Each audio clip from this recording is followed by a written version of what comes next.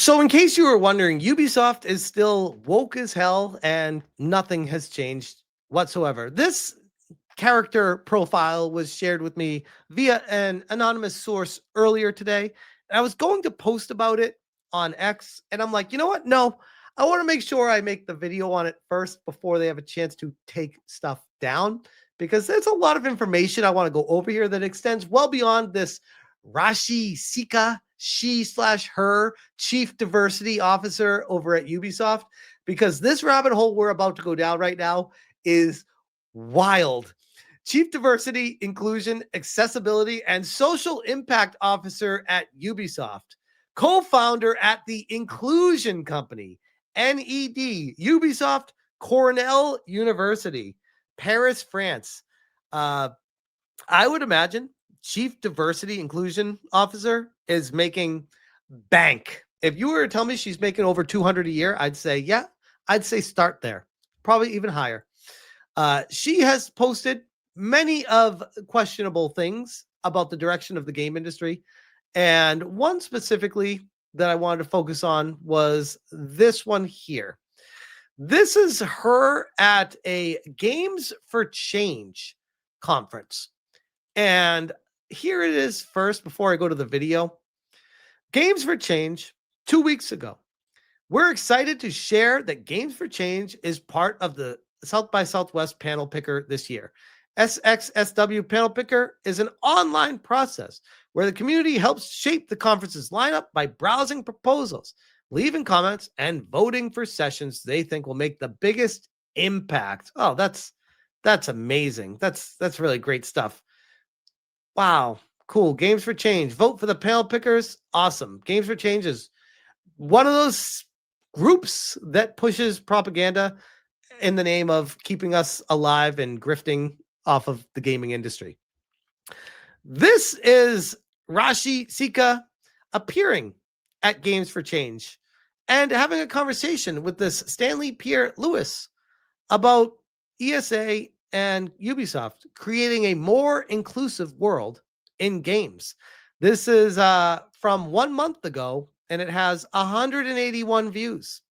For Games for Change, that has 7,000 subscribers. And would you be looking at that? Shocked. Big shocker. Comments are turned off. I am shocked that they even post these. But let's be honest, they do it for propaganda to push for investors.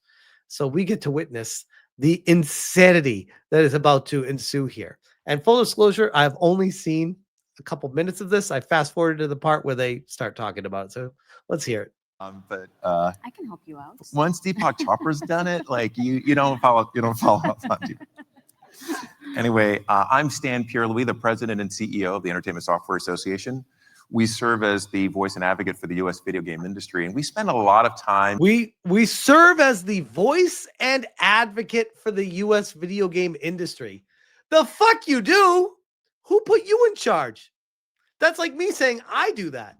Like what the fuck? You're a nobody. You're a literal nobody. You have no power here. Who are you?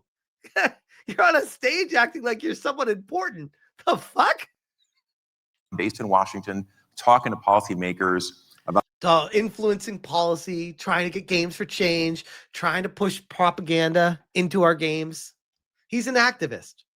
About the economic power of our industry and the cultural force. More and more, though, people are very interested in how we're affecting society in positive ways and how we're impacting well-being among players and larger communities. That's what makes this conversation so exciting. What if I took the perspective of you guys are actually hurting the well-being of people that care about gaming, and you're frustrating us to the point of causing me to have an aneurysm potentially? Do you care about me and my well-being? Honest question. Raashi Sikka is extremely flamboyant too, by the way. I mean, it is what it is, but curious how all these people always seem to have the same tendencies. Chief Diversity, Inclusion. I got to read it all because this is amazing. Because it's a made-up title and I have no idea what the fuck you do. Chief Diversity, Inclusion, Accessibility, and Social Impact Officer at Ubisoft, and leads the strategic initiatives that enhance workplace diversity and foster a culture of well-being for their employees globally. I'm not even going to add anything to this. You just listen to it. And her efforts really empowered development teams to think about how to create inclusive and accessible experiences for instead of making a game that people want to play. This is why Ubisoft is bombing right here. This is why your company is dying, because this is where you're putting your money instead of putting it into the games. Their player communities. Raashi herself has a very, very long experience and deep background in working not only in the D&I space, but in corporate America. And so she really brings together an understanding of how companies operate and how they can use inclusion and accessibility to enhance the employee experience and the player community. Bro, you didn't even know what she did. You had to read from a card, and then you're trying to explain to people what she does right now. Experience. So I'm very, very That's why they just fall back to using the same buzzwords. They have no fucking idea what they even do. Excited to hear more about her work at Ubisoft. So first, let me tell us about this long title, Chief Diversity Inclusion. This was 1 month ago, and this chick wearing a mask in this. I mean, everyone's a Karen there, of course. Accessibility and Social Impact Officer. I tried to do it like a mnemonic in my head for it, and it just didn't work out. But tell us, what are the roles and responsibilities in the various buckets of what you do? It's a very long title. We've been trying to figure out a new name for our team, but we haven't. She has a fake accent too, by the way. She's given the Indian accent. Oh, it's a very long time. Been very successful there. So if any of you have ideas, I'm all ears. But very simply, the way I look at my role and my team's role at Ubisoft. That's 1,000,000% a fake accent, by the way. She speaks straight English. I'm calling it right now. Is to be what the fuck is she wearing, by the way? What is this? What is this? Is she going to like a Lady Gaga rock concert? Is she gonna go sing on stage? What the fuck is this? Voice and a space for all of our employees to share their ideas, come together and co-create a culture and a future that we feel proud of, a culture where inclusion is embedded into everything that we do. And we use the power of the platform that we have with responsibility to create. Does she even play a video game? She's like, video games? What? What the fuck's a video game? Create what we believe is our mission, enriching experiences for all our players worldwide. So that's really what we wake up every. I love these conversations because they say all these words that mean nothing. Like literally what she just said. What's it? You're just talking. You're not doing. These people don't ever do shit. They just talk. You could argue that they're pretty good at talking, but I wouldn't even say that. These are just the same buzzwords. You hear them time and time again. I could go on stage and just blow this shit off based off of what I've known and researched. This is ridiculous. Every single day hoping to do and wanting to achieve. Every great company have like core pillars, right, that they've got going on. And so I assume Ubisoft is the same, where you really think about how you do your work in various vectors. Correct. And so how do you think about that, whether you call them pillars or anything else like that? How do you think about that, and how does it work? We do call them pillars. Okay. We do call them pillars. So I joined Ubisoft about 4.5 years ago, and it was the first time that my role was created. But in 4.5 years ago, 2021, 2020-ish, height of COVID, max peak DEI push, and she just admitted she joined them when her role was created. They created this role. It did not exist before. Guess where she was before this, by the way? Leithwaite Executive Search, co-founder the Inclusion Company in 2020. And she worked at Uber, head of diversity and inclusion at Uber. Yeah, this really sounds like a video gamer to me. Lots of gaming experience.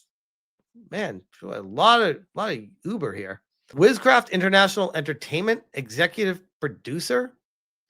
Conceptualized, casted, and produced travel-based fashion show. There's nothing about games in her background at all. Uber, the Inclusion Company, and Leithwaite Executive Search before joining Ubisoft for a position that they created for her. 100% professional grifter. 100%.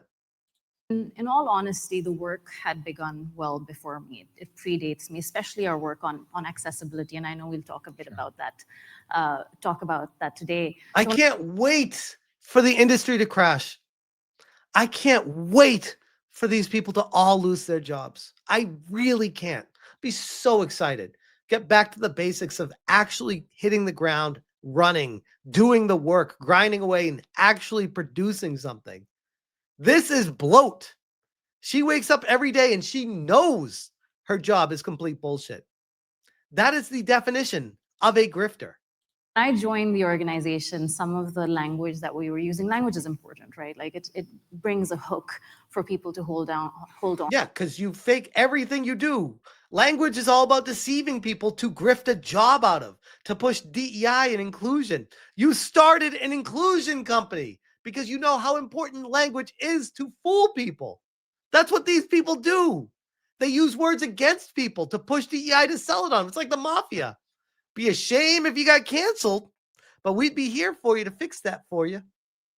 So we spoke about planting seeds for the future, and that's evolved. Now we're in the 4th year of our journey of doing this work at scale, and we have 3 pillars. They're very simple. The first one is people and culture, and this is where we focus on really partnering with our HR teams.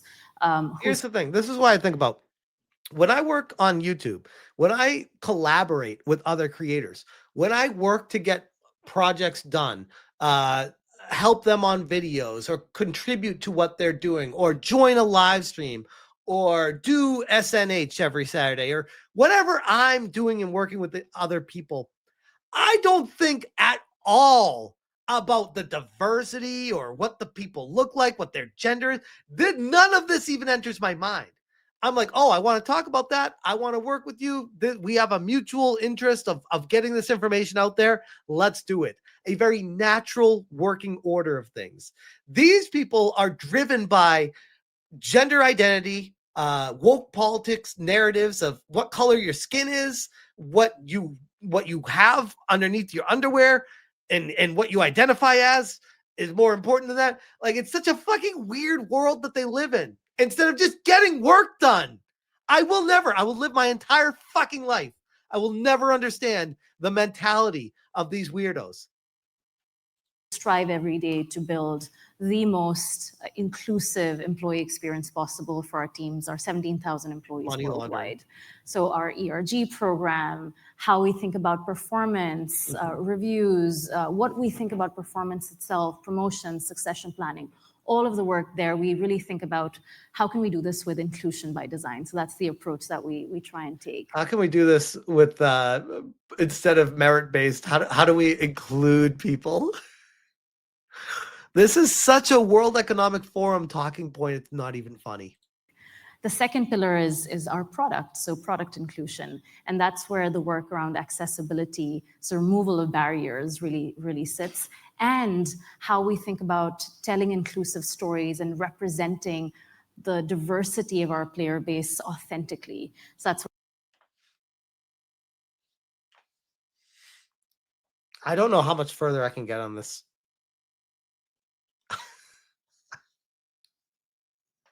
Like, I know it's entertaining from a certain angle, but it's mind-numbing. Mind-numbing. Where we work with our dev teams across the world to make that a reality. And our last pillar is social impact, and this I know might resonate with many of you, is really how do we use the power of our platform and the vast community that we have to do good in the world. One example that I'm particularly fond of is, you know what people in the gaming culture don't give a shit about? All of this. Literally everything she's talking about. This is not, people want to pick up a controller and they want to play a great game. They don't give a shit about representation. They don't want to see themselves in a game. Actual gamers just want to play a fucking great game. And if it's a beautiful girl in it to boot, have at it. I'll play Stellar Blade all day long. You guys saw me do that. I went back, got my face beat in over and over again. Happily went back to it because it was very nice, easy on the eyes, and a fun game to play. Now I'm knee deep in Silksong, getting my ass kicked in that, fighting as a fucking bug. All right, Like, it has nothing to do with any of the shit she's talking about at all. Like, zero. A big fat zero. Anytime you want to involve DEI into a game, you turn into Sweet Baby Inc. and you create these games that fall and die on the vine because nobody wants to play those games. There is not an audience for that. Where is this even coming from? Who are the people that are asking for it? Where are they? Why are you creating games for an audience that doesn't exist? Why can't you ever answer that question? Concept called playrooms. Like, I would love to have a conversation with one of these people and just ask that. Why are you creating a game for an audience that doesn't exist? I'd love to hear what they said to that. Oh, the audience is there. Okay, prove it. Where are the stats? Show me the sales. Where's this audience that you're creating these games for? Why is it important? How is this helping business-wise? Oh, it's actually for the World Economic Forum, for BlackRock, for Vanguard. Oh, okay, I got you. So it has nothing to do with gamers. Okay, that's why your games are failing.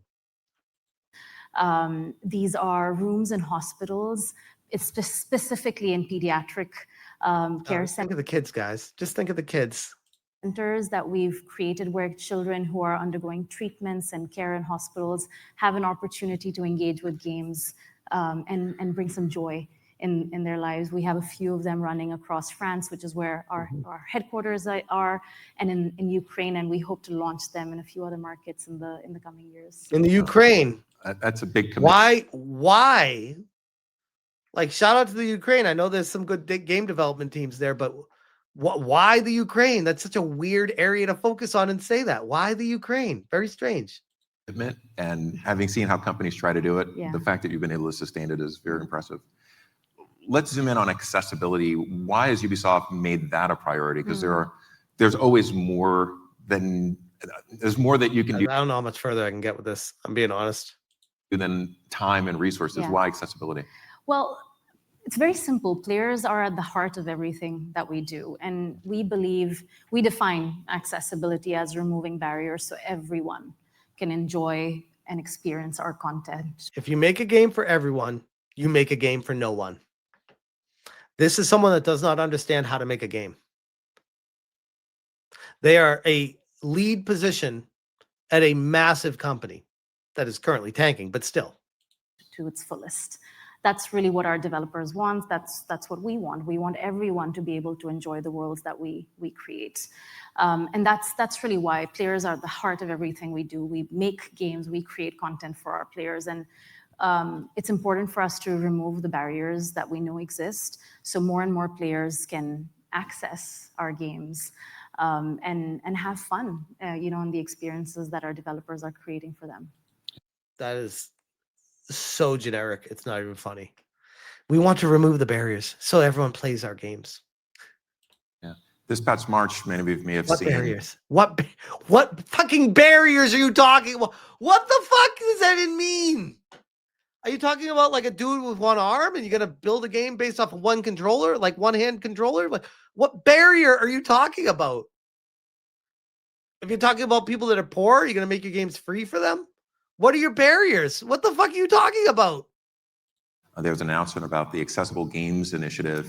ESA helped convene the companies pulling this together, but Ubisoft was one of the 6 founding members of this and really cultivated the idea early on. Tell us a bit about the background and how that became a priority. Yeah, it's so incredible. So David, he's not here, but David Tisseron is our head of accessibility at Ubisoft, and he started that work well before I joined the organization. It was a grassroots movement like many of these people are professional grifters.